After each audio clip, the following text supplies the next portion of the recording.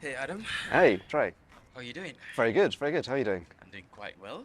We're at Brilliant. Reset Connect today at London Yeah. Excel. How are you feeling about all that? It's really good. It's so nice to be in a space where I'm meeting people again and actually seeing, people I've met online on LinkedIn for the past however many months and Yeah. through the community, and it's nice to be here and actually meeting them in person. Is there anyone specific that you're looking forward to meet? Well, Hannah, obviously, because I've Yeah. been speaking to her so much over the past few years, or years, months, um, and just everyone really. There's so many people that I've kind of known but also don't know. So there's about 20 people today we've got to try and meet, but no Right. one, no one in particular, no one in Okay. particular. Okay. Happy to hear that.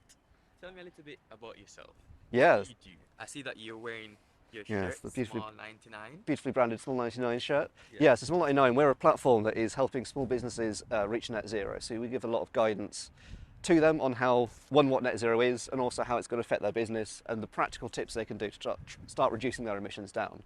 We typically focus on companies that have got less than 9 employees, up to kind of like 25 employees is our maximum, but really they make 99% of the economy, hence Small99. Yeah. Tell me about something interesting that you've been working on for the past 2 weeks. Or, well, we've just launched our new app literally last week, and this isn't planted for the video. Don't worry, this is genuinely just happenstance. So, yeah, we launched that app, and that app is how to gives guidance to small businesses on how to reduce their emissions, but at really a low-cost, affordable way that can scale because we need as many people doing it as possible. So, really excited to see how that goes.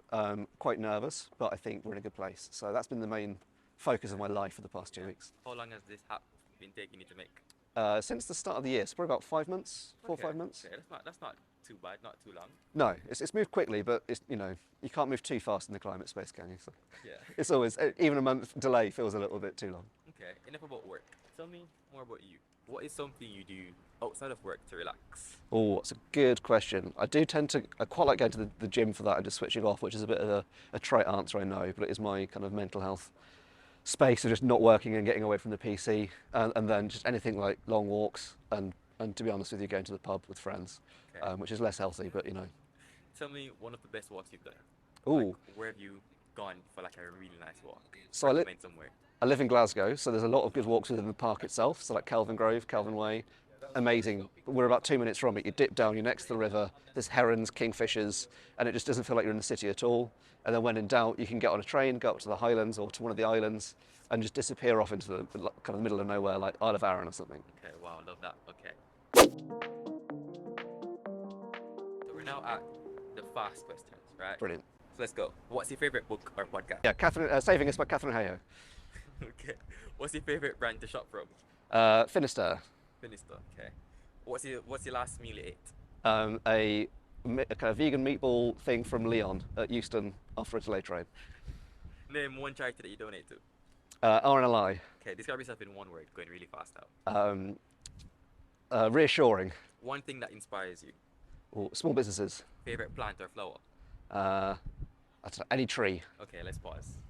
But Any tree. Come on. I feel like you get inspired if you walk over to the trees. Come on. yeah, okay. I can't remember the name of it. Do you want me to give the answer now, or I'm looking for like the Scots pines. These aren't Scots pines, but Scots pines. But they're just incredibly tall and in the Highlands, and they're very amazing because you just suddenly feel like you're in Jurassic Park or something. Ferns Okay. as well. Okay. Ferns. There you go. Okay, there you go. There you go. What's the greenest thing you do at home? Oh, don't have a car. Don't have a car. When the last time you took public transportation? Yesterday, Where did you go? it was from Glasgow to London Euston. It was Okay. delayed and not the best experience. Yep, fair enough. Fair enough. Okay, wow. That's really good. Really fast answers. Good questions. I feel like I was a bit nervous for you. Yes, that's right. But I'm not used to quick answers, you see. we're basically coming to the end of our 17 questions. You've just finished the fast round. Really good answers. Now I'm gonna ask you, what's the best thing that's happened to you this month? Not just at work, but in your life. I think genuinely meeting the different connections at the events that we've been going to, from People Planet Pint, kind of in Glasgow, to a lot of the events like Reset Connect, and just the climate action movement generally on LinkedIn and online. There's so many really good people out there doing amazing things, and that is also what inspires me really. It's just the amount of energy that's in that network. So just getting out there and meeting people, I think, it's been so refreshing. Okay, interesting. What's something that has inspired you? Inspired. Yeah. I What's think inspiring in your life right now? I think genuinely, I speak a lot to a lot of small business owners who are doing really random, different things, and the amount of things that they're doing that are sustainable, and just that the thought that they're going to that doesn't fit the kind of the bigger frameworks that might be out there that might be kind of quite sexy and big, but they're just doing it in their daily lives. And the fact they're doing that while studying for university and having kids and all this stuff, that's what's the inspiring thing really, is just how much they're doing with so little. Yeah. I'm gonna ask you a really big question. Yeah. So think about it, right?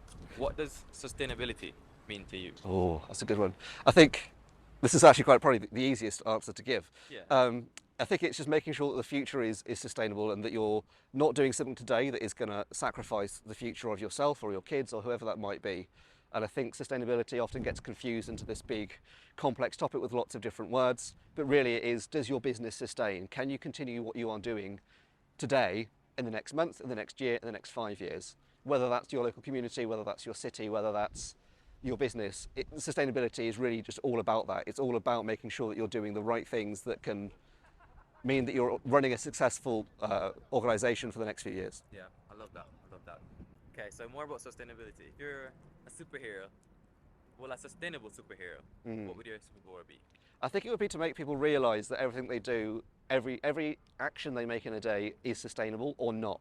And to make people really understand that, because so often sustainability is this complex thing that sits outside of their world, and really everything they do is their world. So if I could just click my fingers and make everyone realise that, that'll be it. Yeah, I feel like I've been asking you some big questions, but one more, right?